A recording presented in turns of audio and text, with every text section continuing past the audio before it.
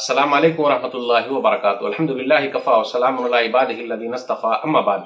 मोहतरम नाज़रीन इकराम, एक अहम मौजू लेकर मैं आप लोगों के सामने हाजिर हूँ।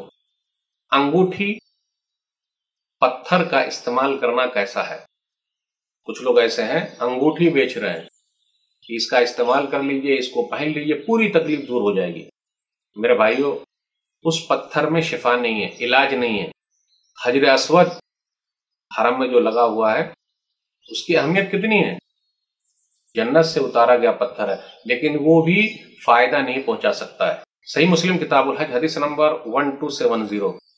उमर बिन खत्ताब रज़ियल्लाहु ताला अन्हु ने हजर अस्वद से कहा था, वल्लाहि इन्नी ला उक़ब्बिलुका व इन्नी अअलमु अन्नका हजरुन ला तज़ुर्रु व ला तनफ़ा वलौला अन्नी रअयतु रसूलल्लाह सल्लल्लाहु अलैहि वसल्लम क़ब्बलका मा क़ब्बलतु।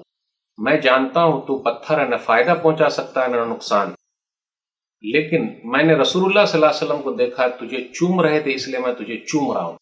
जब हजर अस्वद से फायदा नहीं पहुंच सकता, हजर अस्वद से नुकसान नहीं पहुंच सकता, तो ये पत्थर जो लोग बेच रहे हैं मार्केट में और हम और आप खरीद रहे हैं, क्या उससे फायदा हो जाएगा। मेरे भाइयों, इन चीजों का इस्तेमाल न कीजिए। डॉक्टर के पास जाइए, इलाज कराइए, दुआ करते रहिए। क्यों लोगों के झांसे में आ जाते हैं। इसलिए बचना बहुत जरूरी है।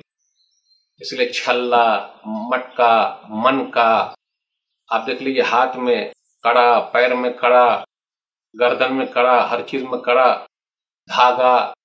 लोग कहां कहां धागा लगाए हुए हैं। दरख्तों में धागा, इधर धागा, उधर धागा, और फिर उसके बाद सब लेके भागा।